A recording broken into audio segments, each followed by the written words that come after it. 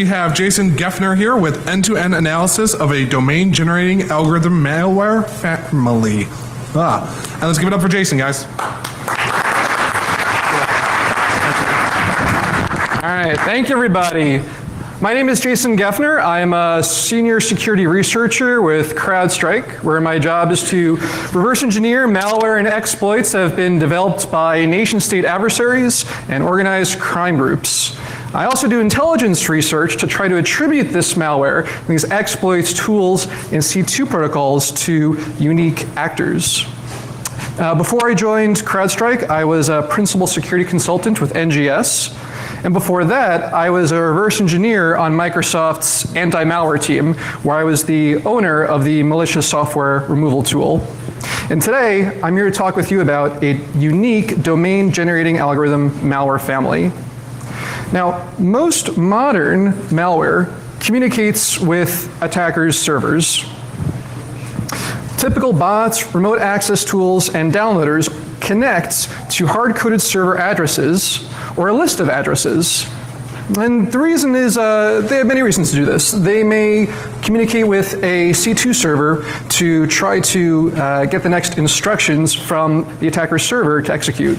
Or they may reach out to a download server to download more malware to run on the infected computer. But because these traditional malware samples use these hard-coded server addresses, they can be easily blacklisted by network engineers. Domain-generating algorithm malware, though, is different. DGA malware doesn't use hard-coded server addresses. Instead, DGA malware uses server addresses that are dynamically generated at runtime, allowing for a potentially unlimited number of potential server addresses. So what might this look like? Let's look at an example. Let's say that we have an example piece of malware where every minute the malware tries to connect to a different server address. And let's say the algorithm for this DGA is that every minute it tries to connect to the server address with the numeric month, numeric day, year, hour, minute.com. So in about 10 minutes, this example malware would try to connect to 0731131430.com. Now what the attacker would do is they would choose a strike time and then register that given domain usually 24 to 48 hours before that strike time hits. Strike time hits, the malware reaches out, connects to the attacker's domain, does whatever it needs to do, and then maybe an hour or two after that strike time, the attacker will then take down their domain or redirect it and take down the server. Now, this approach makes it impossible for security researchers to predict the next server communication, and it raises the bar for sinkholing efforts. And it also makes historical analysis extremely difficult. And if you think about traditional malware, it might communicate with one or two hard-coded server addresses. And if we're going to do historic whois research on those addresses, it's not too hard to say, who were all the registrants for this domain in the whois history over the past year. But there are 525,600 minutes in a year. And with this example, that would mean that we'd have to look at 500,000 whois records historically, which is really not practical. So DGA malware can definitely be challenging for a security researcher to handle. Now DGA malware, though, it's not exactly a new thing. Back in early 2008, Kraken was one of the first malware families to use a DGA. And a few months later, Configure was first discovered, also using a DGA. But DGAs haven't been restricted just to Kraken and Configure. Torpig and Ceresby are two other malware families that have also been known to use DGAs. Now in 2010, academia started to do some research on this and they published a white paper. And last year, Damballa released a white paper on 6 malware families that use DGAs. But today I'm here to talk with you about a new malware family, a unique one, and the end-to-end analysis that we did on it. So a few months ago, in February, we had the CISO of a major American financial services company email us and say, hey, CrowdStrike, we just received a suspicious looking exe attachment to an email coming into our networks. And this firm's CISO actually worked with his global cyber intelligence partner, competitor of ours, and they actually couldn't figure out what it was doing because it was obfuscated. And actually, to quote the CISO, he said, "It is the obfuscation that is throwing our competitor's name off." And because this other company was not able to remove the obfuscation, this CISO forwarded the malware to us. So, as any good researcher, I love a challenge, and when I heard that some other person out there, or just a set of people, couldn't figure out what this malware was doing, I jumped on it right away. Now, it's understandable why this other company had trouble analyzing it. It is obfuscated, but unlike most malware that is obfuscated by using a packer, this malware is different. So, most malware, again, uses a packer for obfuscation, and a packer compresses and encrypts the original code and data, and appends an unpacking stub to the now packed malware. And at runtime, the unpacking stub decrypts and decompresses the packed code and data, then executes the unpacked code. That's the typical way it works. But it's not the case for this sample. This malware sample instead used inline code obfuscation, and that meant that there was no unpacking stub. Obfuscated code, or junk code, was mixed in directly with the legitimate code. Now let's take a look and see what that looked like. Here is a snippet of the disassembly of a single function from the malware. Now you can see in the disassembly several random-looking 32-bit values getting assigned to various stack variables, and you can see mathematical operations being applied to these values. But the truth is, a lot of this code that we're looking at in this snippet is junk code. It actually isn't semantically relevant to the functionality of the malware, but there is some code in here that is legitimate. Well, if we took time to analyze it, we would find that var10 and var18 are used for junk code, and var4 and varc, the stack variables, are used for legitimate code. So I know what you're thinking, though. You're thinking, Jason, come on, it's 2013, nobody reads x86 assembly code anymore. That's why we have hexrays. We decompiled everything. Surely the hexrays decompilation will be a lot easier to read. Well, maybe yes and maybe no. So this is the hexrays decompilation of the entire function that that snippet was from. And you can see, just at first glance, it's still not immediately obvious what's going on in this function. And this is a relatively short function. But we can try to remove this junk code manually. Well, we can start by making some assumptions. We can assume that the input arguments, A1, A2, and A3, are all legitimate variables.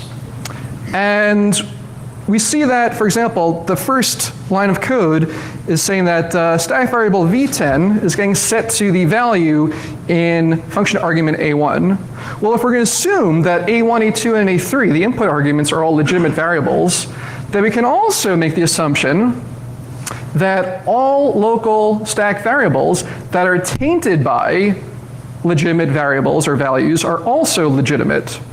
So that means that, let's see, v10 is getting set to what A1 was, v8 is getting set to what A3 is, and we can tag each of these variables as legitimate. Now if we do this, you can see that A1, A2, and A3 are okay, as is v10, as is v8, etc. And after we've tagged all of the values that have been tainted by other legitimate variables and keep reiterating this process until we find no new legitimate variables, we do end up with this. And if we remove all the lines of decompilation that don't contain legitimate instructions, we end up with this. Now this is actually much more readable than what we had originally, but there are over 1,000 functions in this malware sample. And it would be very time consuming to do this manually for every function. So, as with any good computer science person would do, I automated it. I wrote a hexraise plugin to do this for me. Well, what does this hexraise plugin do? Well, it pretty much follows the steps that we followed manually. It starts off by finding all basic legitimate variables. And those legitimate variables are function arguments to the current function. Global variables are considered to be legitimate. Arguments to function calls from the function are considered legitimate, as are return values from any function calls made from inside the function. And optionally, the plugin allows you to say that local function variables used in return statements are also legitimate. And what the plugin does after it determines all these legitimate variables and all the other stack variables that are tainted by these legitimate variables, it goes through and prunes the decompilation graph to remove the junk code. So I just mentioned the decompilation graph. Let's take a look and see what the decompilation graph looks like for the original decompilation. So 117 nodes. That's actually a lot of nodes in a decompilation graph for a relatively simple function. For what's worth, the function that we're analyzing here just initializes a one-time pad. After running the plugin for hexraise to decompile this, to rather deobfuscate this decompilation graph, we end up with 71 nodes. That's a 39% reduction for this sample function. So let's take a look at this in action.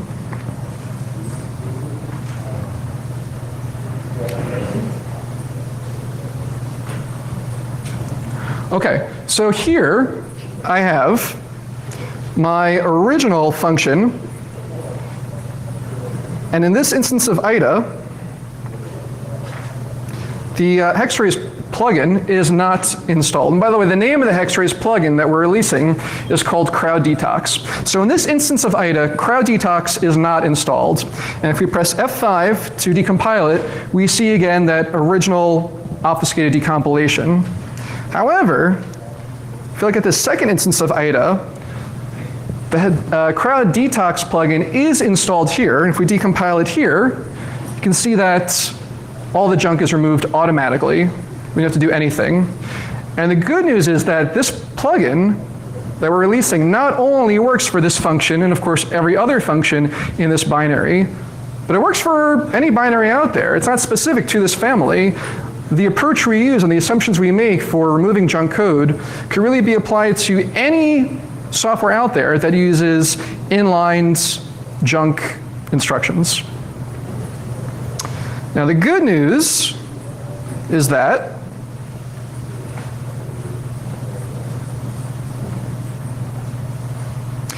Crowd Detox, this hexraise plugin, is both free and open source, and it's available right now. You can go to crowdstrike.com/community tools to download it, both the binary and the source code, and have fun with it. I hope it helps.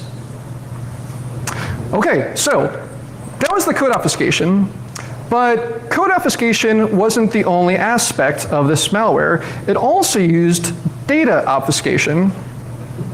In fact, this malware contained no human-readable registry keys, file names, server addresses, or URI paths. And the reason is that all of the strings are used for this functionality are decrypted at runtime.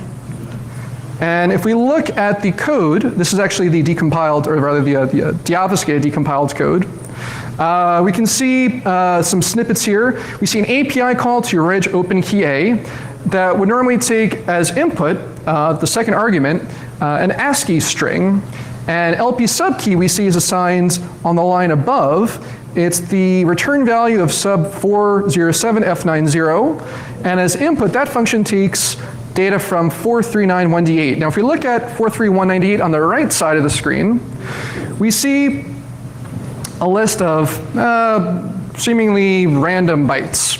But if we look at 407F90, we can see that this is a function that actually performs string decryption. It copies the input string, or the input byte array, to the heap, and then it does an XOR on the string using a previously prepared one-time XOR pad.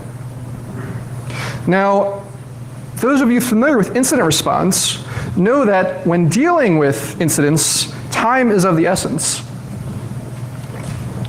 So, within the first hour, we managed to find that decryption function for the strings, identify the list of all the encrypted strings, patched the binary such that instead of decrypting the strings on the heap, the strings were decrypted in place, and patched the binary with some handwritten assembly to call this string decryption function on every encrypted string in the sample.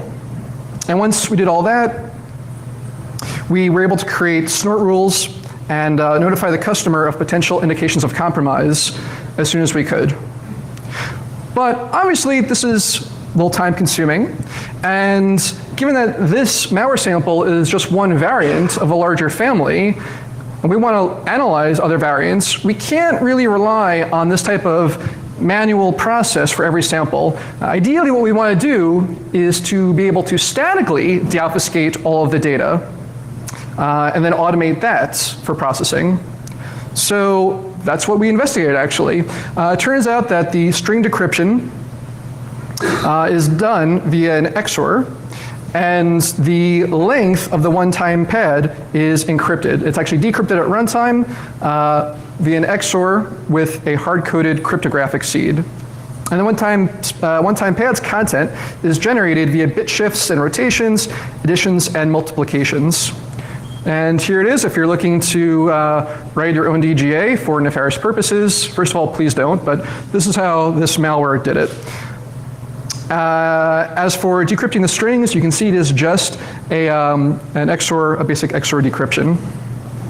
In this sample code here, this high-level code, beginning of strings is the beginning of the first string in the set of encrypted strings, and length of one-time pad happens to also be the length of all the encrypted strings combined. So that's it for the code obfuscation and the data obfuscation.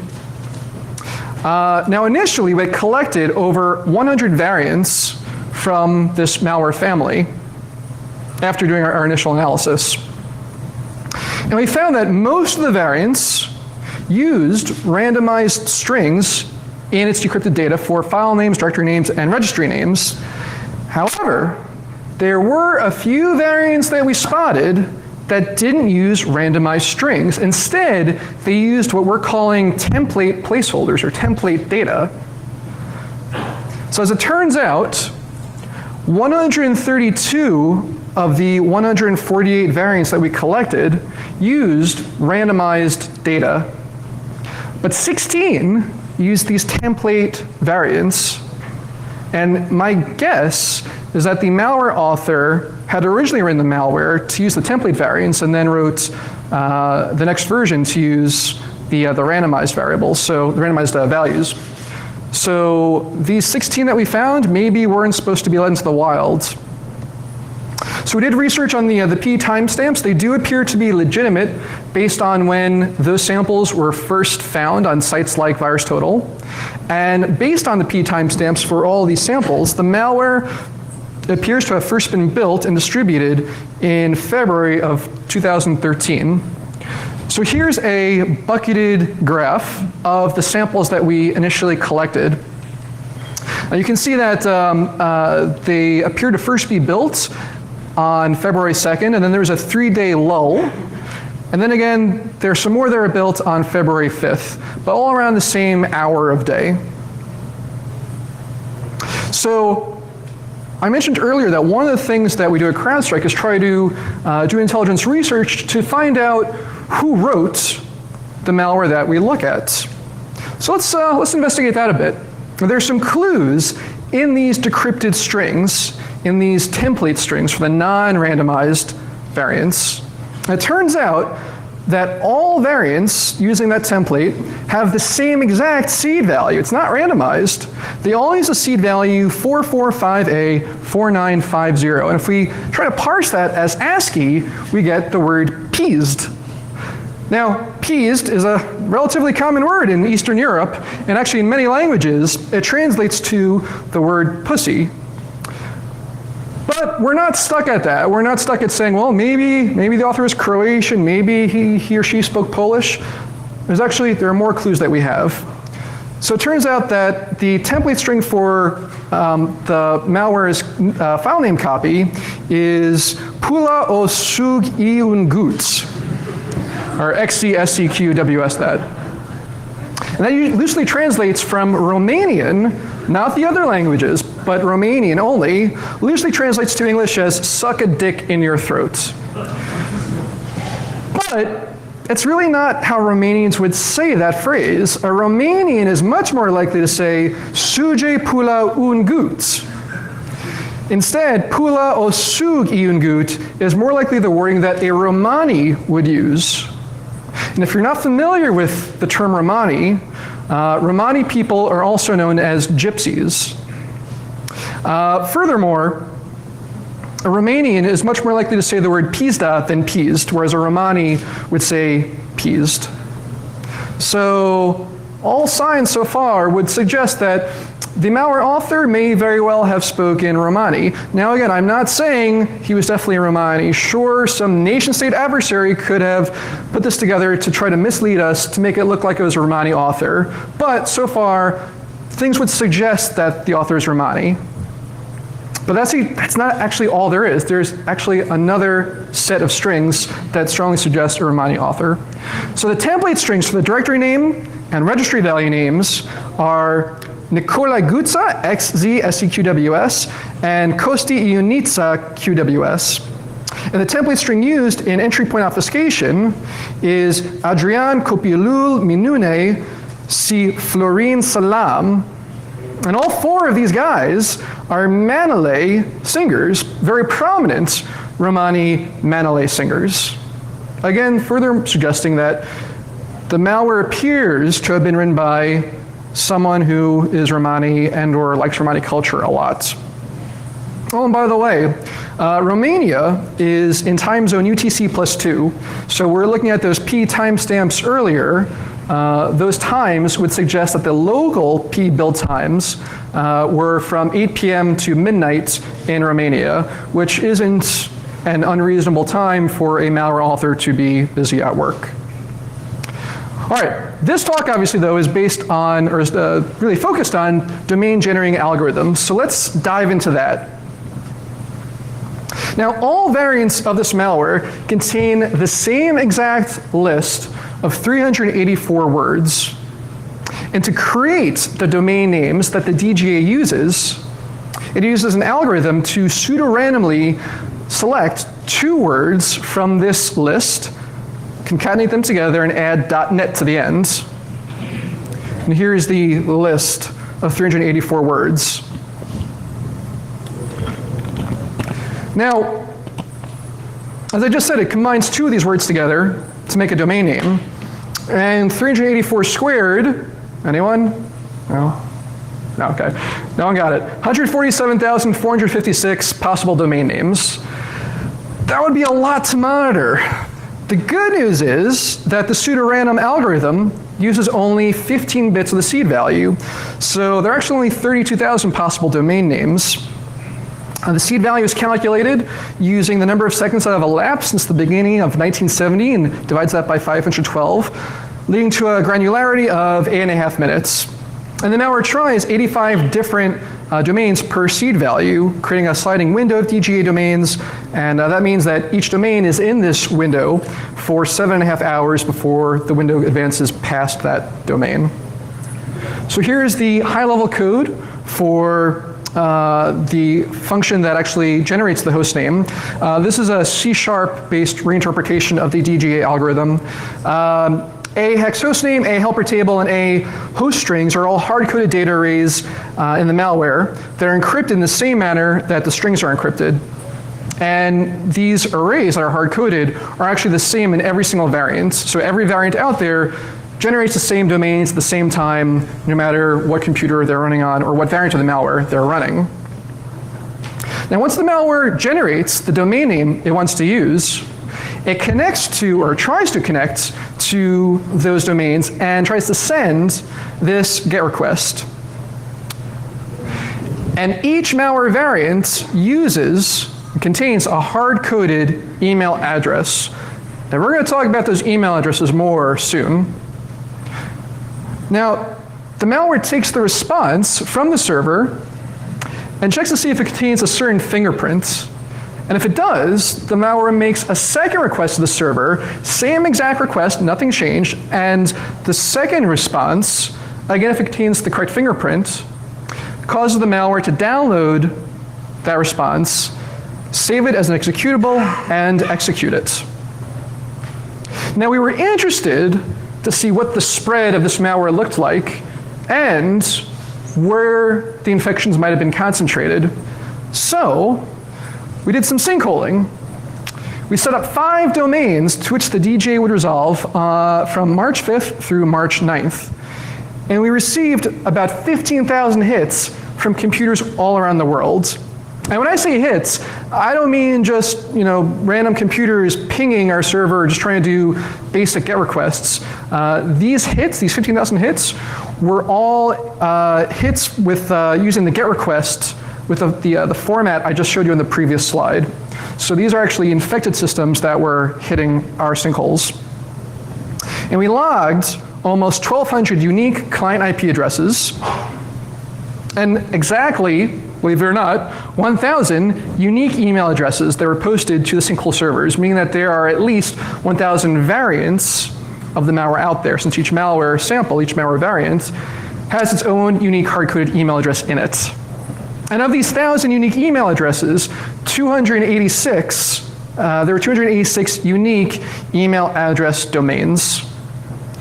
To show you a graph of the sinkhole activity, here it is. You can see it really focusing on the 5 days that we were running the sinkhole servers, or that we were rather prepared for the registrations for the strike times.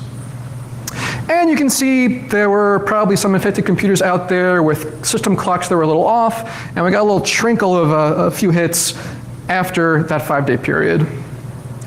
Now I mentioned the email addresses that we were receiving that were posted to our sinkhole server. This is what some of them look like. This is obviously a very small collection of them, but we see 1-800-Flowers at 1-800reminders.com, consultant fiscal unsubscribe at yahoogroups.com, FB message plus something at facebookmail.com. Well, it looks like there's another malware component out there that harvests infected systems inboxes, email inboxes, to create these malware variants and then send it out. Some other interesting statistics for the email addresses that we saw that were posted to our sinkhole servers. There's a disproportionately high number of yahoo.com email addresses. Keep that in mind, we're going to come back to that soon. And there's also a disproportionately low number of gmail.com addresses. 0, in fact.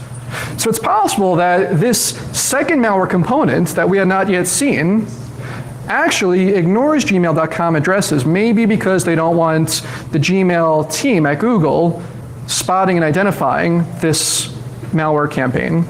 But of course, that's just a guess. So I mentioned that we're interested in the spread of this malware, where it might be concentrated. And if we plot out all of the IP addresses from around the world where we were getting hits, this is what the top 10 countries were sending us. So the United States was definitely at the top of the list, but second is Romania. And Romania does definitely not have the second highest population of people or computers in the world. So this would further suggest that the malware author might be living in Romania, or maybe the initial targets were Romanian targets, but certainly is an interesting piece of data. But sinkholing isn't all that we did when it came to investigating the domain-generated the domains that were generated. We also did monitoring of these domains and developed automation to connect to each DJ domain in real time as the malware would connect to it and try to download from it. And actually, we did this automation connecting to these domains through Tor. And give myself a little plug, if you want to learn more about ways to automate things and route them through Tor, come to my talk at 3:30 in Augustus 5 and 6. Okay, so we ran this automation for 2 weeks, and we detected 20 domains that were connected to this campaign. 19 of these 20 domains were all registered via Yahoo Inc.'s small business hosting plan and all registered with yahoo.com email accounts. And remember, we saw yahoo.com is very prevalent for email addresses that were infected earlier, or that were spread to. And we saw one of the 20 domains was registered via and hosted by Omnis Network, and it was registered with an AOL.com account. Now, of these 20 domains, all of them were registered within 48 hours of the strike time. And we found identical registrant names and addresses used for several of the domains, so there was a lot of overlap amongst them. And there were semi-randomized phone numbers as well, corresponding to city area codes based on their registrant addresses. So let's take a look at some of them. You can see I color-coded ones that were identical for addresses. Now, I did some open source research on these names and addresses, on these registrant addresses, and it turns out that these names and addresses correspond to real people who really live at these residential addresses. But the phone numbers are junk and the email addresses are bogus as well. But because these names and mailing addresses are legitimate, the assumption then is that these domains were registered with stolen credit card numbers that belonged to these individuals. Now, we also did more research in terms of all the domains that could be generated. So 7 of these 20 domains hosted blank root pages during our Whois research. And 3 of them were taken down before we got to them. But 10 of them, half, hosted content for Global Partners Hungaria KFT. And by the way, Hungaria KFT translates to a Hungarian LLC. So let's take a look at the homepage for Global Partners Hungaria KFT. Work at home 1 hour a day, earn $10,000 a month. No expense, that sounds like a pretty good deal. Now, of course, those of you familiar with cybercrime will immediately recognize this as a money mule campaign. It's pretty obvious. Well, let's look at the About page. We see some messages from prominent people at Global Partners Hungaria KFT. We see Aristides P. Panagiotis, the chairman of the board of directors, saying something to potential investors or people who apply to this site. However, Aristides P. Panagiotis, that photo is actually a photo of Socrates Kokalis, chairman and CEO of Intracom Holdings, and we're able to find that out by searching for that image and finding who this photo really was of. What about the second guy? Petros Tsouratis, managing director of Global Partners. Well, it turns out the real name of Petros Tsouratis is, no, it's Petros Tsouratis, that is his real name. But he doesn't really work for Global Partners, KFT. He works for Intracat, a subsidiary of Intracom Holdings. What about the logo at the top, the logo for Global Partners, KFT? Hard to believe, I know, but it is actually the logo from Intracat's website.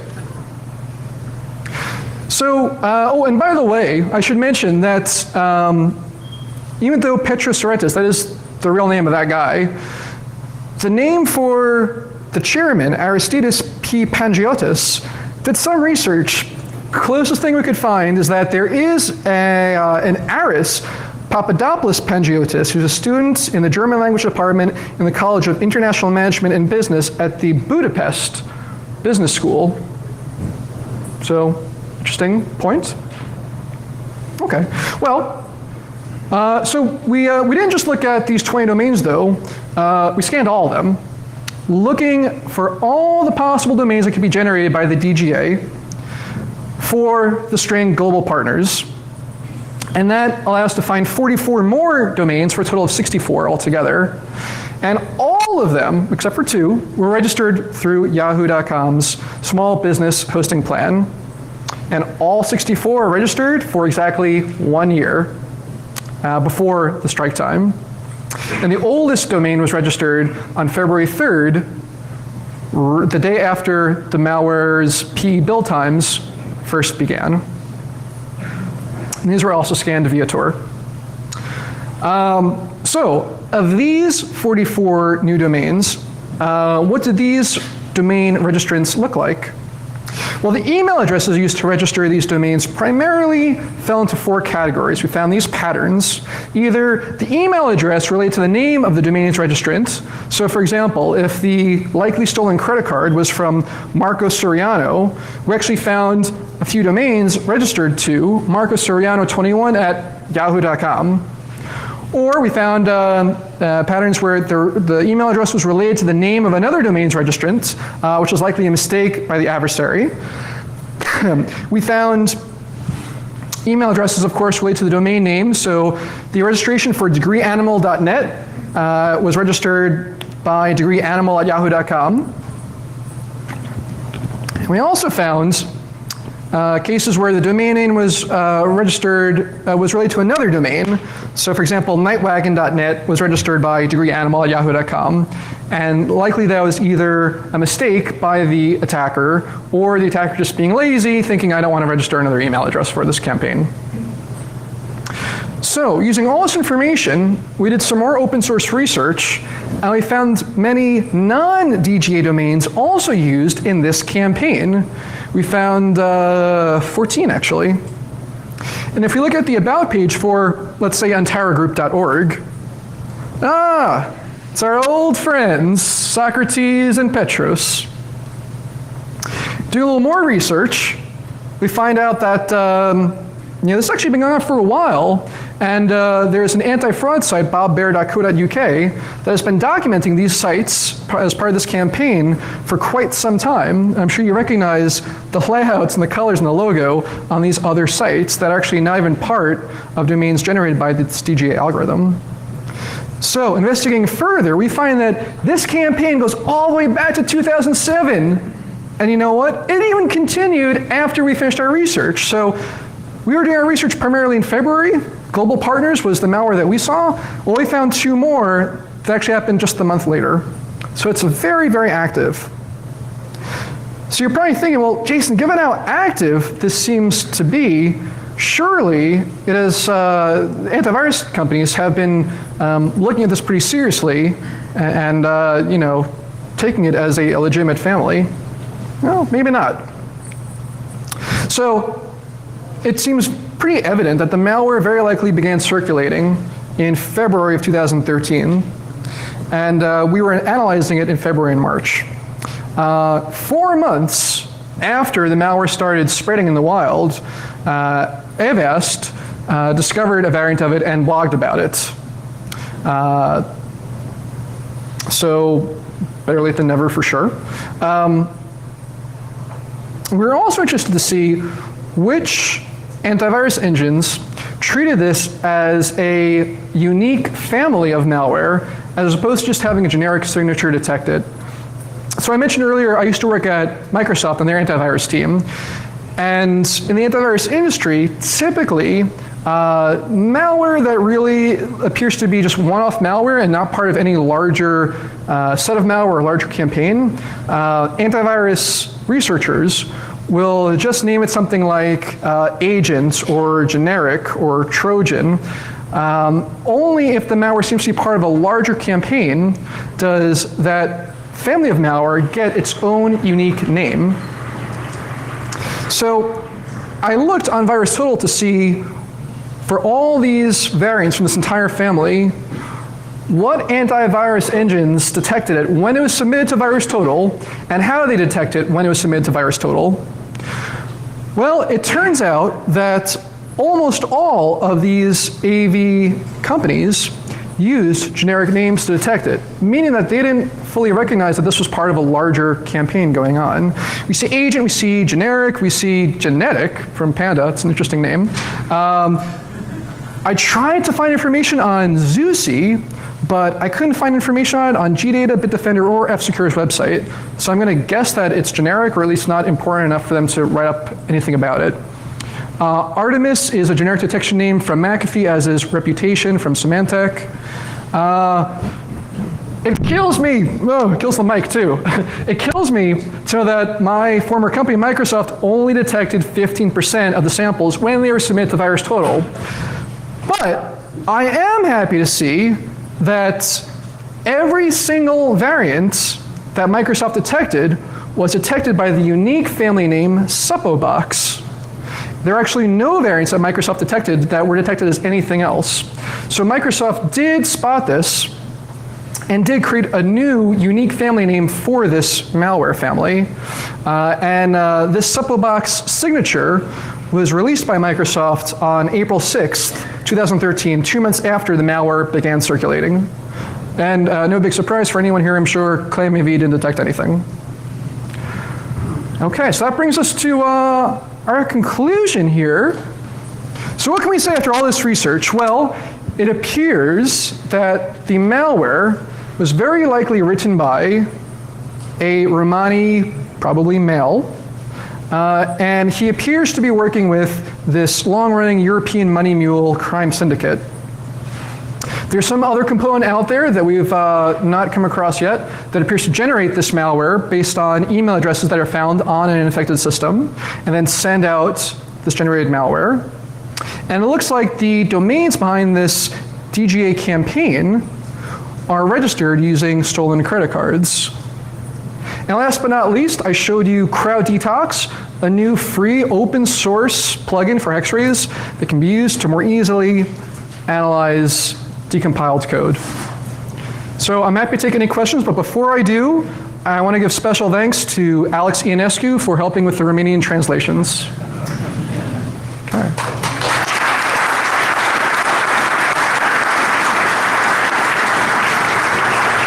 Thank you. Yeah, please, so raise your hand, and the proctor here will be happy to hand you a microphone.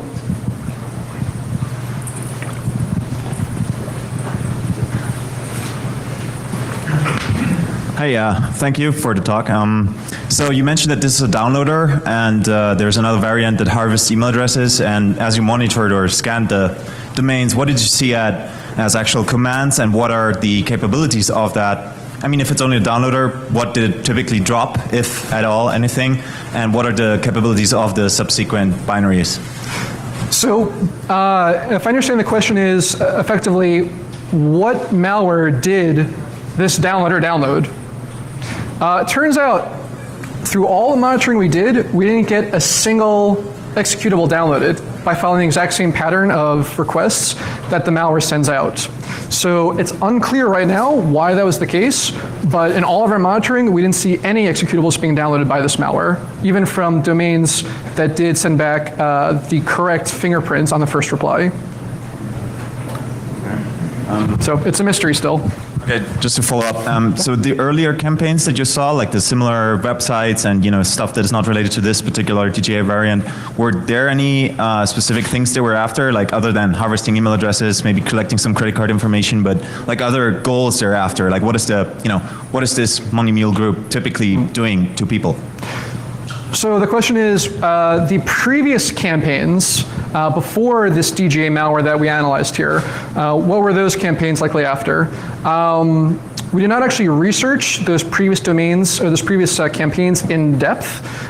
It appears that they were trying to get people to sign up and mule money for them. As for the sources and destinations of where the money was coming from or where it was going to, it's unclear right now. But we didn't see any malware connected specifically with those previous campaigns. Thanks. Thank you for your questions. Another question here? So it seems like the obvious shouldn't be the speaker. It seems like the obvious response from the malware authors to your releasing the deobfuscation tool will be to add illegitimate arguments which will destroy your whole detainting algorithm. Do you have a plan for what to do when they do that? Because it seems to me that your algorithm is pretty dependent on that.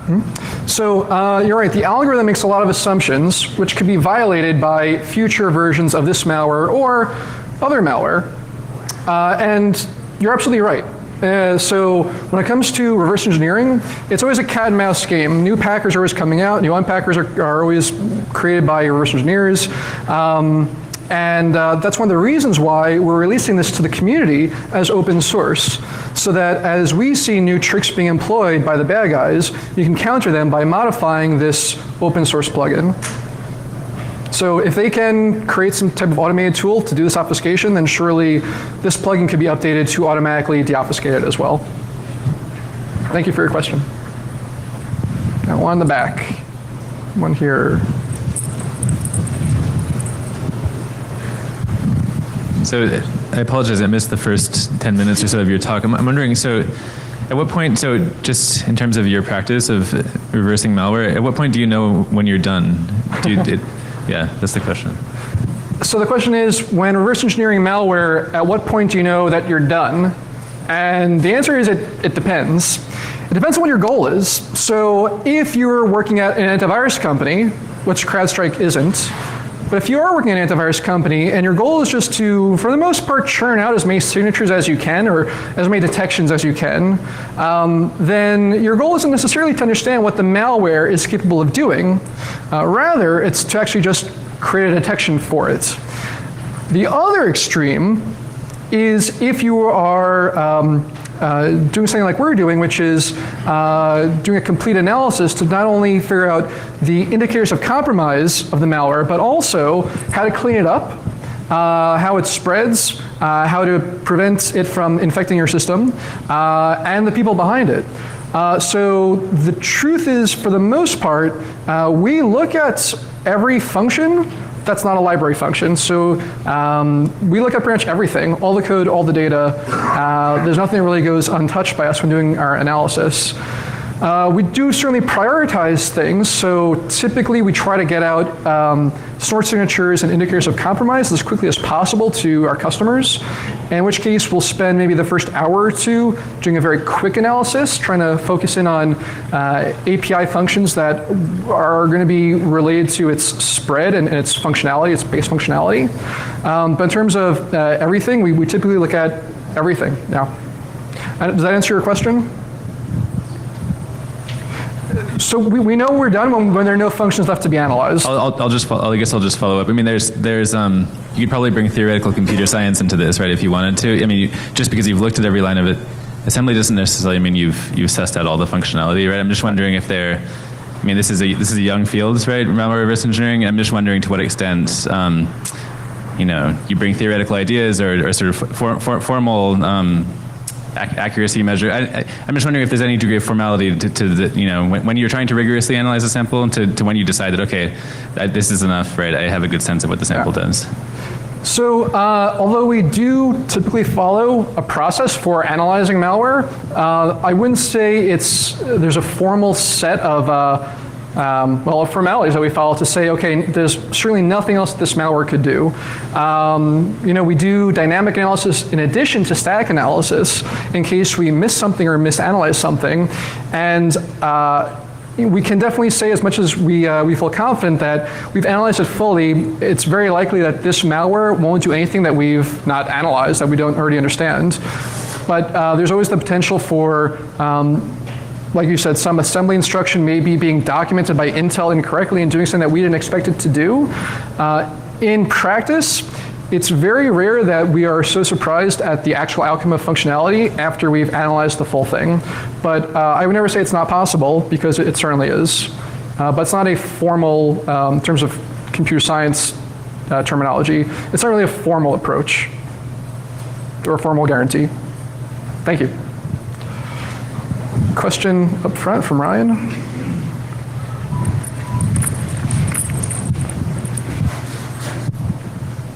Can you tell if the obfuscation was done at the high-level language level, and were there compiler identifiers in the EXE? Okay. So the question is, was the obfuscation likely done at the high level or after it's compiled? And are there compiler identifiers in the EXE? So for the first question, was the obfuscation inserted at compile time as opposed to after compile time? Well, I sure hope so for the sake of whoever wrote the obfuscator, because this would be a huge pain in the ass to write for it to be applied after compilation. So I can't know for sure, but I would assume it was done at the source code level. As for indicators of compiler, I'm pretty sure it was Microsoft's Visual C++. I think there were library functions from the Microsoft standard libraries, but I can follow up with you after and take a look and let you know for sure. Question in the back corner there.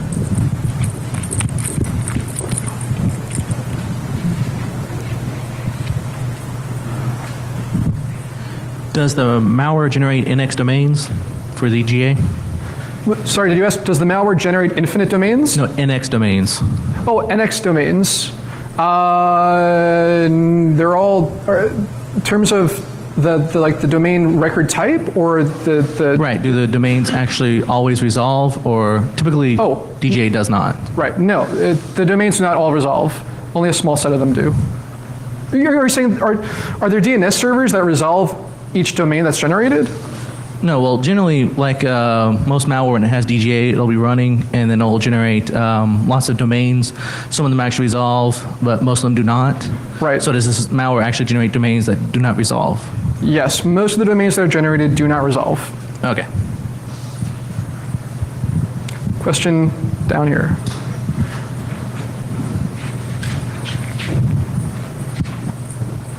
Let's assume that we have a malware that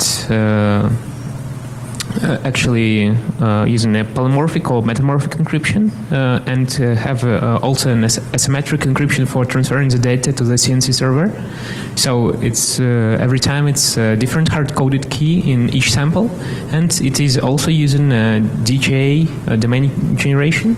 So my question is how we can detect this kind of threat and prevent it?